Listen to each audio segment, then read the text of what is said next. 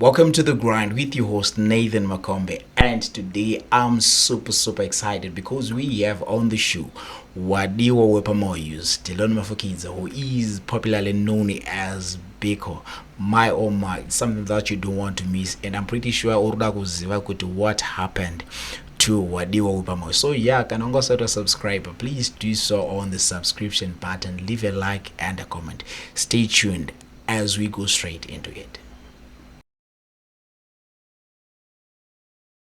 Right, so first thing first, can you tell the world, can you tell Zimbabweans who really is Dillon Mafukidze? I'm the next big thing on TV. I'm joking, man. Yeah, but to some extent, I envy to be the next big thing on TV. But yeah, maybe to answer your question better, my name is Dillon Mafukidze, like you've alluded already. I'm 27 years old this year. I'll be 27 years of God's grace. I'm a Christian, and I was raised by a loving mother. I have 3 siblings, two brothers and a sister. I am the youngest, spoiled, and no, I'm joking. I'm very much responsible, like you can see, Mr. Nathan. Also, I'm an engineer by profession. Wow. And I love gaming just like you have seen in here. Yeah, that's me, basically. Wow, it's laden, like it's loaded. You have a lot of things. Actually, I didn't know that you are an engineer by profession.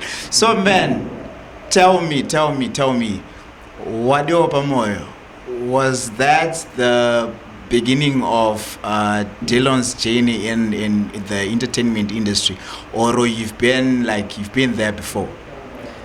I would say to get the limelight, it was the first point of really people are giving me their attention. But I wouldn't say it was the first journey, because I think my debut in the industry dates back to 2017 when I went for an audition. I was still in college by then. I went for a student film project called Toro the Tribe. So I landed the role and I got the role, and that role led me to other roles that led me to other roles up until Wadiwa wepamoyo happened. So I would say Wadiwa wepamoyo gave me the nation's limelight, or even to other parts of the world where people reach me out from. But I wouldn't say it was the first step in the whole industry entering. Yeah. Now, well, yeah, you've mentioned of Toro the Tribe. Now let's go much into Wadiwa wepamoyo, because like you've said already, ndiyo yakakuisa pachaedza pamepo, and when you just say Biko, like the name Biko it just clicks in everyone's mind. Now tell me the journey. How were you called to be part of Wadiwa wepamoyo? Alright, so it's an interesting thing, really, Nathan. I didn't audition for Wadiwa wepamoyo. Wow. I auditioned for Toro the Tribe. That's in 2017. But it happened so that in 2017, when I auditioned for this film, the then graduating film students from MSU, the likes of Debbie Beta, Ian Sakanda, and other people who were part of College Central when it formed, they are the very same people who made Wadiwa wepamoyo. So we made a relationship back then when I started working with them. It started off as a friendship just after Toro the Tribe, and it developed into brotherhood. So over time, they have been with me in their mind and spirit, I guess. They are the people who first believed in my talent, I guess, before a lot of other people. So when Wadiwa wepamoyo happened, when Wadiwa wepamoyo the script happened, they reached out to me and they told me they wanted to give it a shot. For the first time when I saw the script, I felt like it was too big for me. I couldn't do Biko justice. But Debbie Beta convinced me, and we ended up here. Biko and Mandawa, man, oh man. Can you walk us through like the relationship which is between Biko and Mantawa? I remember reading one of the comments. Someone is saying, I want to believe that Wadiwa wepamoyo is actually Tawa who's on Biko's heart. Like the Tawa then becomes the Madiwa wa Biko. Can you walk us through like the relationship Irupakatpa Biko and Mantawa? Alright, so to my own understanding, I wouldn't say I really know what the relationship is, because for me also it's a process of figuring out who these characters are.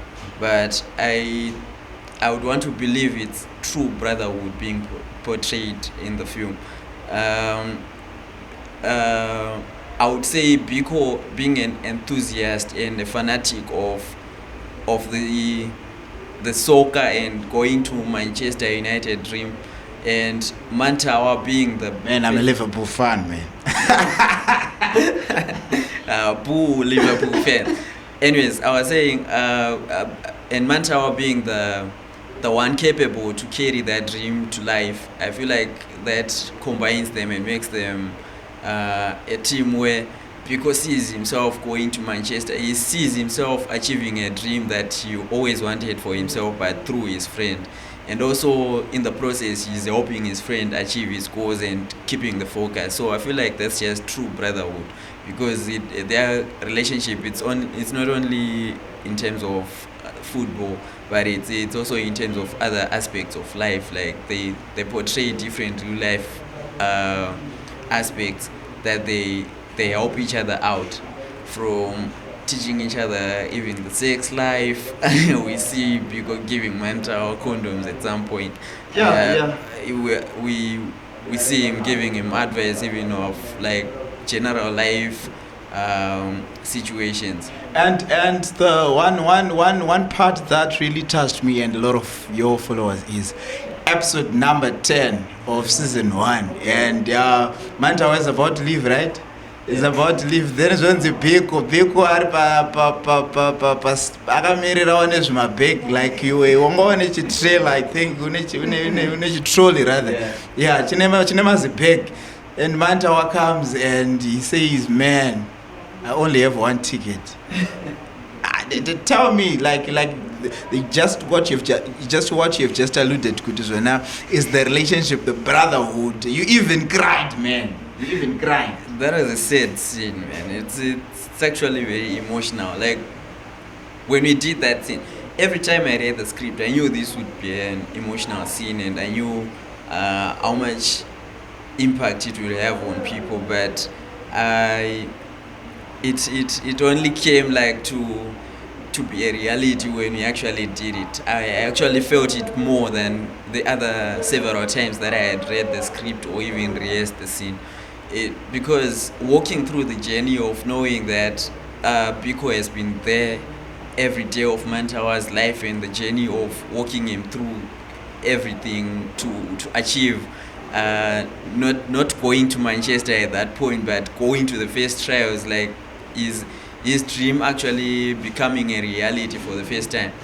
I felt like it was cruel of the writers not to make Biko go, but I guess again, that's life. Things don't just go the way we plan them sometimes, and it's for the good reason sometimes. Yeah. So on a more personal level, how would you take like of course you've already alluded some of the items. How would you take like the storyline Wadiwa wepamoyo, then you bring it back like closer home? Like I remember when Biko, when Mantawa leaves, urukusara uchida kunwadoro kuzama kufuta fojka. So even today we can also relate to the issue of substance and drug abuse. Young people, they are not employed, they don't have any source of income. How would you want them to relate the storyline Iripa na Wadiwa wepamoyo to our day-to-day living? In as much as the story is about Mantawa's career, it's a love story. We shouldn't forget about that. It's a love story. But what I would say is the take home, if I had your question, well, I think what's the take home for for someone who's watching from home, a youth like me, what's the take home from the story? I would say there are a lot of takeaways really, but I would say people shouldn't. Life is cliche, I guess, Nathan. Life is cliche. Things happen the same way they happened 70 years ago. So we should desist from the practice of following toxic people, because, for example, we can witness that Noku character is being toxic to Mantawa. She is derailing him from his goal, which is going to Manchester, which is playing football, which is becoming professional. She's derailing him every day, but Mantawa still persists on that. And as much as love is important, I think he should have seen that this girl is toxic. Njolo. Washata. And then also the issue of drug and substance abuse. It's a sorry state in our today's world, or today's ghetto life. I think most people are unemployed, Nathan, but that's not enough reason for you to drag yourself and abuse alcohol and every other drug you get at your disposal. You're actually worsening the situation. You should be in a position to think what else to do if I'm not employed. Maybe you actually went to school so that you can create employment for other people. That's what I believe. So no to drug and substance abuse.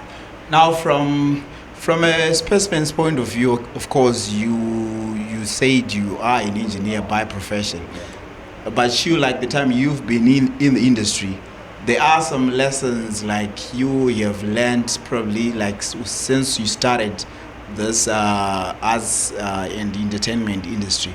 What are some of the things that you have learned so far, like from when you started up to date? In the arts industry, what I've learned is that persistence pays, because like, for example, I'm telling you that I started in 2017, but it only took it took up to maybe 5 or 6 years for people to get to know me.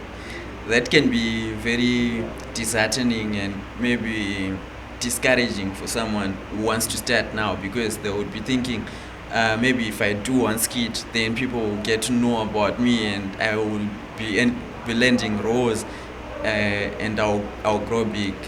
It's not like that. It's a long process. It's a long journey, and you need to be willing to walk through it. And also, we learn every day, because in as much as acting is I'll speak pertaining to acting because it's what I'm involved in, but the whole industry, the whole arts industry, and every other respectable jobs that are in it, I believe in as much as their talents, their skills on their own. So we only get better on skills by practice. So we need to keep practicing every day. We need to be exposed in different situations every day that help us grow. So it's the experience that counts. So to me, I would say, be willing to walk through the journey. Don't try to build Rome in one day. Don't try to build Rome in one day. Imagine once, don't try to build Rome in one day. Now, Biko, you are an engineer by profession. Like you did, Zichi? I did mining engineering. You did mining engineering. Now, how do you balance like the mining aspect? How would you balance the mining aspect, which is and at the same time trying to balance your entertainment industry? Balance. Balance could be a big word.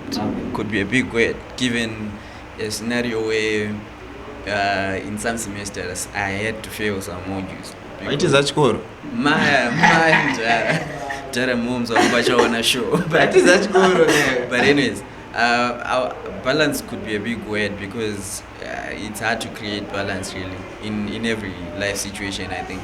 But I would say I managed. I managed because it's two things that I loved, and whenever you love something, I believe you always find a way of putting enough effort to it so you see yourself achieving. So I've always been a person who wanted to achieve academically, which I did, and also which made Mama proud. And also acting has been a passion that lived forever in me. I only later discovered that it's a passion, and there are things that you can't run away from. So we can even trace back to a point where I was choosing a program to study in university. I had options. I could have studied film and theater. I didn't because I felt like the job market was tough and it couldn't secure a future for me. That's how I thought back then. But then later on, we can see that it caught up with me, and I ended up still practicing that. And I even wish for myself to go and study it properly, as in acting the craft, to certify myself in it. I think that also takes me to the question, Yeguti, what do you think pertaining, like some parents, I want my child to be a doctor, I want my child to be a pilot, I want my child to be an engineer. But at the same time, Vana probably is a musician, probably is an actor just like you. Kana kuti anotoitawo some other craft work isinei nezvirikuda kuitwa zvirikudiwa nemabereki. What would you then say pertaining kuti this sophisticated kind of jobs ndoanonzi ndanobhadhara kana kuti ndo aivizikamwa like traditionally kuti ndo zvinoitwa navanhu vakadzidza izvi? Yeah, I would say they should let their children choose what they want to do. I believe that someone becomes more successful in things that they love doing, because it's your place for you to force me to become an engineer, and 10 years down the line I can't wake up from my bed wanting to go to work because I'm drained. I feel like this is not me. I'm living someone's life. But at the same time, we're living in a world where you have to be open-eyed. So the economy could not be conducive for you to follow maybe the arts right now. But for instance, if we look at South Africa, it's very lucrative to be an actor. You can make a very not decent, it's above decent living. It's even better than other jobs that we respect around here. So I think it's best for parents to encourage their children to be educated and have academic achievements, but at the same time not neglecting what their talents are, because these talents can take them far. But there has to be a balance. It reminds me of the song na Baba Shubia Tezaravaramba. Okay, fine, we're going to take a short break. End of your break just now.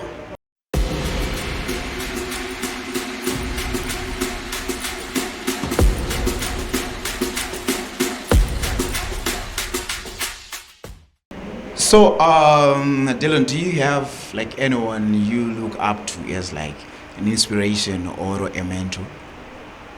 I do. Actually look up to a lot of people. But first and foremost, I think I look up to my brothers. They're the male figures that were present when I grew up. I grew up with no dad. My dad died a long time ago, so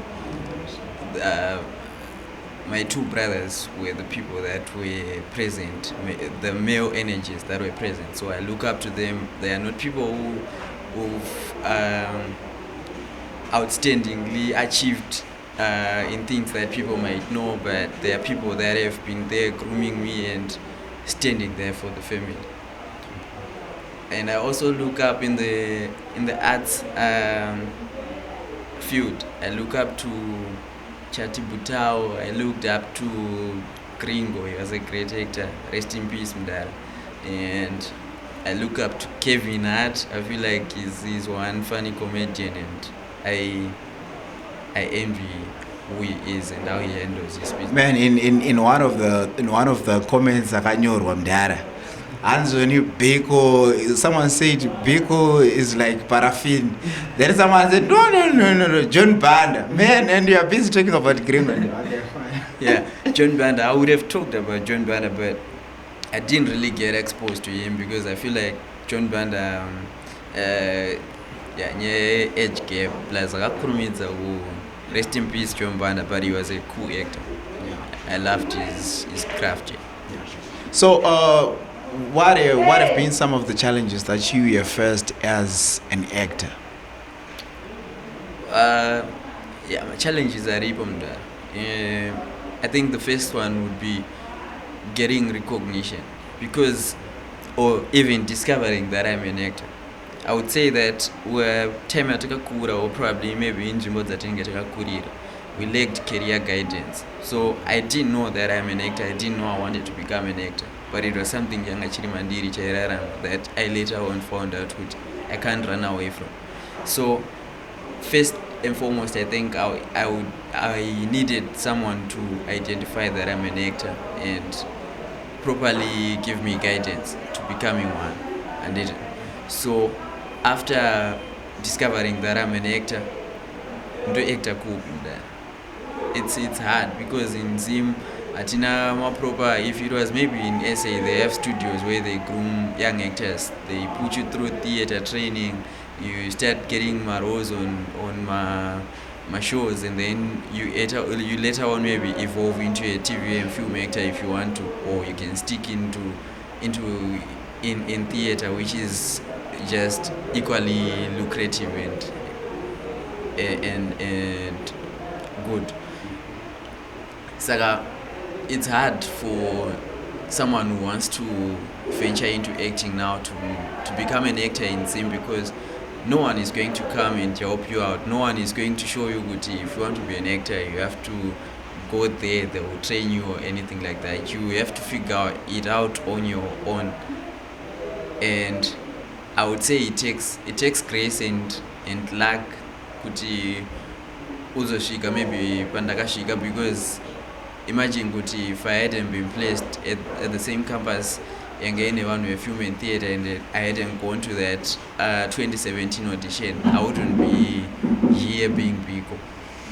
Saga, how many people out there are going to be lucky enough to be placed at a place banenge baine vanhu vachazo identify this person as potential? So I would say that's a challenge on its own. So you need to create systems where people can easily maneuver into the industry if they are well talented, because I believe a lot of people out there are talented, even 10 times talented than I am, but they just haven't been discovered, and they have no access to the industry. Right now on the show, The Grind, like the whole essence of this show is for us to inspire young people to transform even older people. Like here now, Biko, we now see you're probably into, is it gaming, and yeah, you just sing wanda, like everything and stuff. Can you now walk us through like what are you doing here now apart from acting? Alright, so panapa kapinga panonzi pa Club Unusual. Club Unusual zvatunoita manje, it's a gaming parlor. So we specialize in TV gaming, my PlayStation, my Xbox, my PlayStation. We do virtual reality gaming. That's the 3D headset. Notamba mdara, mtadzi otamba. And also tunaita photography. So I have my friend who does photography, and we have a 360 booth that's up for hire, and we sell sneakers, coolest sneakers in town. Yeah. So that's what we do here, but no spend there do most time chill. Yeah. Okay, so to a young someone who's out there, probably 15, 16, 17-year-old, who really wants to make it in life, probably it's not just about financially, but maybe any talent yake, any whatever thing jarwa ko achieve in life. What message of encouragement would you give that person? I would say don't give up, because if when we say all the names that are listed, they are successful and they have made it, they started somewhere. They started maybe in a dark room where no one believed they would make it, but only them believed that they would make it, so they persevered with their goal. So I would say to someone out there, keep your eyes on the goal and believe in yourself, because you cannot believe in you. How do you expect us to believe in you? You first have to believe in yourself, and then we as the world will believe in you also. Believe in yourself, and we as the world are going to believe in you. Now, as per norm, each and every time we finish such a youth and inspirational conversation like this, you are going to give us a question that we're going to ask someone else who's not you. So I want you to think of a question. You don't know the person. I just want you to think of a question that we are going to send, like, to the next person we are going to interview. All right. It's a tough one, but I think I would say, suppose everything that you are planning right now didn't work out as you planned it to. As in, like, your blueprint for your future as a person, if it didn't work out, what's your plan B? What are you gonna do? Hans, what's your plan B? What are you going to do? Yeah, better question I did. What are you going to do? Dillon Mafukidze, it's been a pleasure having you on the show, and I really hope we're going to meet again in the future to have food shagari and have fun, and the transformation that we require and the inspiration that we need, especially to our young people. Thank you, Nathan. Thank you for having me on your show, man. I feel like a superstar, man. Superstar, not a superstar. Ladies and gentlemen, it's been a pleasure having Dillon, aka Biko. It's almost like Biko, that's Dillon is this, I guess. It's been a pleasure, and till next time. Bye.